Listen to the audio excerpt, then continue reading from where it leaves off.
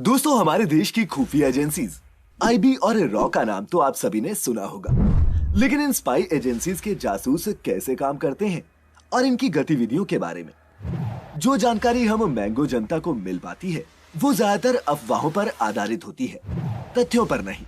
लेकिन क्या आप इन जासूसों की जिंदगी के बारे में और बारीकी से जानना चाहते हैं? क्या आपको पता है कि रॉ के एजेंट कैसे बनते हैं, इनकी ट्रेनिंग कहां और कैसे होती है? अगर नहीं पता और जानना चाहते हैं तो पहुंचे हैं आप बिल्कुल सही ठिकाने पर, क्योंकि आज की इस वीडियो में मैं आपको बताऊंगा कि कैसी होती है एक रॉ के एजेंट की जिंदगी। तो थाम लीजिए हाथों में खुद मेहनत करके निकाले हुए जूस के ग्लास को। बिना और देरी किए शुरू करते हैं आज की ये interesting video. Factified. Facts on your face. Raw है क्या? दोस्तों, रॉ माने तो research and analysis wing. Bharat सरकार के अंतर्गत आने वाली ये एक ऐसी इंटेलिजेंस यूनिट है जिसका प्राइमरी काम काउंटर टेररिज्म, फॉरेन इंटेलिजेंस को कलेक्ट करना और देश को अपनी फॉरेन पॉलिसी बनाने में मदद करना होता है। रॉ को सन 1968 में शुरू किया गया था और इसके डायरेक्टर भारत सरकार की कैबिनेट सेक्रेटेरिएट के सेक्रेटरी ही होते हैं, जो इस एजेंसी की सारी इंटेलिजेंस रिपोर्ट्स प्राइम मिनिस्टर को देते हैं। रॉ करती क्या है? टेररिज्म एक्टिविटीज पर नजर रखने और अपने देश की सुरक्षा पुख्ता करने के अलावा दूसरे देशों की साइंटिफिक, इकोनॉमिकल, पॉलिटिकल और डिफेंस की पॉलिसीज पर नजर रखना होता है। पाकिस्तान के प्राइम मिनिस्टर अगर सऊदी अरब जा रहे हैं तो क्यों जा रहे हैं? चाइना की नई पॉलिसी का हम पर क्या असर पड़ेगा? माने दूसरे देशों की छोटी से छोटी हरकत पर नजर रखना भी इसी एजेंसी का काम है। रॉ की इंफॉर्मेशन को बेस बनाकर ही डिफेंस और फॉरेन मिनिस्ट्री अपना आगे का रोड मैप तैयार करती है। इतिहास में ऐसे कई मौके आए हैं जब रॉ की इस इंटेलिजेंस के बूते ही हमारा देश बाहरी हमलों से खुद को बचा पाया है। रॉ मिशंस 1971 की जंग में रॉ एजेंट्स ने पाकिस्तानी सेना की सारी इंफॉर्मेशन भारतीय सेना को पहले ही दे दी थी, जिससे भारत के लिए युद्ध जीतना और भी आसान हो गया। तो वहीं 1988 में रॉ ने ऑपरेशन कैक्टस के जरिए सेना के साथ मिलकर पीपल्स लिबरेशन ऑफ तमिल इलम के अटैक से मालदीव के लोगों की जान बचाई थी।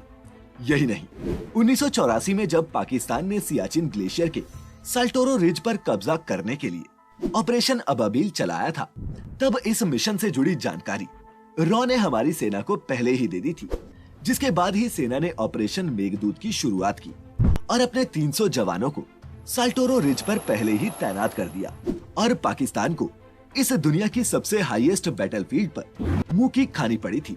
लेकिन दोस्तों, रॉ ये सारी इंफॉर्मेशन जुटाता है अपने एजेंट्स के फील्ड वर्क से, जिसे अंजाम देते हैं ऐसे बेनाम अनजान चेहरे जो दुनिया के सामने अक्सर अपने असली पेशे की सच्चाई नहीं रखते और खुद गुमनाम रहकर देश की सेवा करते रहते हैं।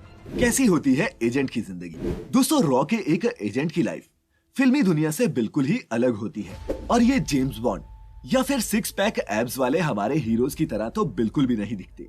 इनकी पहचान इतनी खुफिया होती है कि कभी-कभी तो ये अपनी पहचान अपने परिवार तक से छिपा कर रखते हैं। रॉ के नियमों के अनुसार कोई भी ऑफिसर या फिर एजेंट कभी भी रॉ का कोई भी सीक्रेट किसी के भी सामने रिवील नहीं कर सकता, यहाँ तक कि अपने माता पिता और बीवी बच्चों के सामने भी नहीं। इनके मिशंस की ड्यूरेशन कभी-कभी सालों तक जाती है और मिशन के दौरान एक रॉ एजेंट अपनी फैमिली तक को कांटेक्ट नहीं कर सकता। जिस दिन कोई आम इंसान रॉ का हिस्सा बनता है, उस दिन से उसकी जिंदगी रॉ की हो जाती है और उसके लिए सबसे मुश्किल ये होता है कि वो किन चुनौतियों से जूझ रहा है, वो इसे किसी के साथ शेयर तक नहीं कर पाता। जहाँ तक बात करें सैलरी की, तो एक रॉ एजेंट की तनख्वाह उसकी पोस्ट और एक्सपीरियंस पर निर्भर करती है, पर फिर भी रॉ में स्टार्टिंग सैलरी ही 80,000 से ऊपर होती है, जिसके साथ कई और पर्क्स भी मिलती है। रॉ के एजेंट दुनिया के किसी भी कोने में आइडेंटिटी बदलकर जासूसी कर रहा हो, उसकी सैलरी उसके रियल अकाउंट में हर महीने डाल दी जाती है। और जहां ये एजेंट दूसरे देशों की जासूसी में बिजी होते हैं, वहीं रॉ खुद भी अपने इन एजेंट्स की पर्सनल और प्रोफेशनल लाइफ पर नजर रखता है, क्योंकि जिस तरह की सेंसिटिव इंफॉर्मेशन का एक्सेस रॉ के ऑफिसर्स और एजेंट्स के पास होता है, उसका फायदा कोई भी दुश्मन देश उठाना चाहेगा। ऐसे में कभी पैसों का लालच देकर तो कभी हनी ट्रैप जैसे हथकंडों से फंसाकर ऐसे एजेंट्स को गद्दारी करने के लिए मजबूर किया जाता है। साथ ही दोस्तों, अगर आप सोच रहे हैं कि सारे के सारे रॉ एजेंट्स फील्ड में ही जाकर काम करते हैं, तो बता दूं कि ऐसा भी नहीं है। रॉ में अलग अलग तरह के कई डिपार्टमेंट्स होते हैं जो अलग अलग तरह की इंफॉर्मेशन को कलेक्ट और डिकोड करने से लेकर दूसरे देशों के बारे में इंटेलिजेंस जुटाने का काम भी करते हैं। रॉ में पोस्ट बड़ी हो या छोटी, रूल्स सबके लिए सेम होते हैं। एक रॉ एजेंट को हमेशा अपने आंख, कान और नाक खुले रखने पड़ते हैं, क्योंकि उसकी एक छोटी सी गलती से भी बड़ा नुकसान हो सकता है। कैसे होता है एजेंट्स का सिलेक्शन? दोस्तों, अब अगर आप ये सोच रहे हैं कि ये एजेंट्स आते कहां से हैं या फिर चुने कैसे जाते हैं, तो बता दूं कि रॉ के ज्यादातर एजेंट्स मिलिट्री, पुलिस, सीबीआई और एनआईए से ही ट्रांसफर होकर आते हैं। कई बार कुछ ऑफिसर्स को सिर्फ एक खास मिशन के लिए भी रॉ में लाया जा सकता है और फिर मिशन पूरा होते ही वो वापस अपनी पुरानी ड्यूटी पर लौट जाता है। पिछले कुछ सालों से रॉ डायरेक्ट रिक्रूटमेंट भी करने लगा है। 20 से 56 साल के बीच का कोई भी कैंडिडेट रॉ का हिस्सा बन सकता है, पर इसके लिए उस कैंडिडेट का इंडियन सिटीजन होना सबसे जरूरी है। कैंडिडेट के पास किसी रिकॉग्नाइज्ड यूनिवर्सिटी से कम ग्रेजुएशन की डिग्री तो होनी ही चाहिए।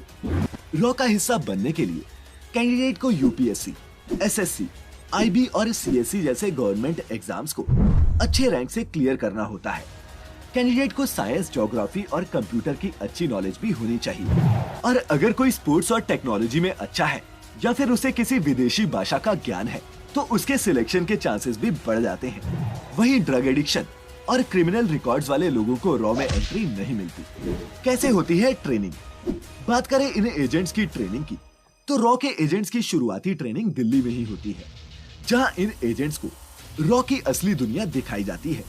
और रॉ की ये दुनिया एक था टाइगर और बेबी जैसी स्पाई फिल्मों जैसी नहीं होती।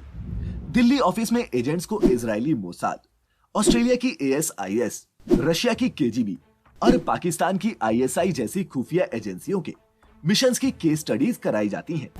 कई तरह की टेक्नोलॉजी से रूबरू करवाया जाता है और लैंग्वेजेस भी सिखाई जाती हैं। एक बार इंट्रोडक्टरी ट्रेनिंग खत्म होने के बाद इन एजेंट्स को फिजिकल ट्रेनिंग के लिए देहरादून में स्थित IMA यानी कि इंडियन मिलिट्री एकेडमी में भेज दिया जाता है, जहां फिर 2 साल की इनकी फिजिकल और मेंटल ट्रेनिंग होती है। ट्रेनिंग के दौरान एजेंट्स को मिलिट्री वेपन से लेकर देसी हथियार तक चलाने सिखाए जाते हैं, ताकि सिचुएशन कैसी भी हो, ये एजेंट्स उसके लिए हमेशा तैयार रहें। लेकिन दोस्तों, एक रॉ एजेंट निहत्था भी कम खतरनाक नहीं होता, क्योंकि एक जासूस के लिए उसका असली हथियार उसका दिमाग ही होता है।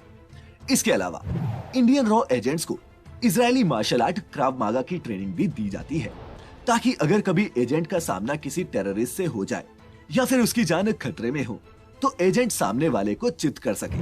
जासूसी के दौरान अगर किसी देश में पकड़े गए तो अरेस्ट होने से कैसे बचे, इंटेरोगेशन में कैसे बिहेव करना है और कैसे टफ से टफ टॉर्चर सहने हैं, इन सब की ट्रेनिंग भी इन रॉ के एजेंट्स को दी जाती है।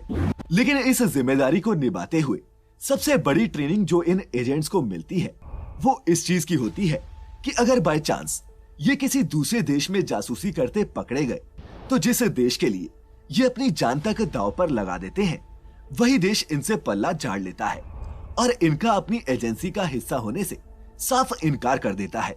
दोस्तों, ऐसा नियम सिर्फ रॉ के एजेंट्स के लिए ही नहीं है, बल्कि दुनिया की हर इंटेलिजेंस एजेंसी लगभग ऐसे ही काम करती है। रॉ एजेंट रविंद्र कौशिक का नाम तो आपने भी सुना होगा।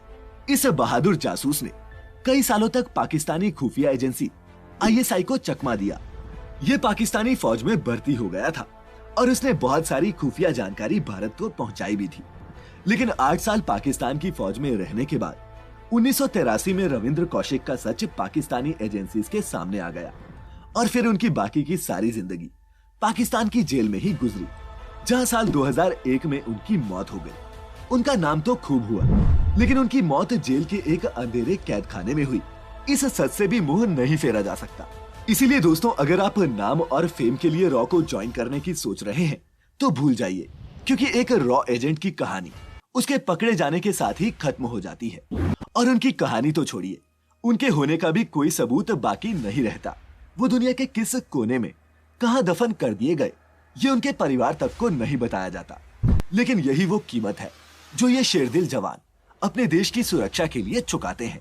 तो रॉ एजेंट्स की जिंदगी का सच जानने के बाद आप में से कितने ऐसे हैं जो अब भी रॉ के एजेंट बनना चाहेंगे? नीचे कमेंट्स में मुझे जरूर बताइएगा। साथ ही इस इंटरेस्टिंग वीडियो को खुद तक सीमित ना रखें, शेयर करें अपने सब दोस्तों के साथ और उनसे भी पूछें क्या वो बन सकते हैं रॉ के जासूस। फिलहाल आज की इस वीडियो में इतना ही। जल्द मिलेंगे एक नई कहानी नए एपिसोड में। तब तक अपना अपने चाहने वालों का ख्याल रखें, खुश रहें और वीडियो अंत तक देखने के लिए आपका बहुत बहुत शुक्रिया।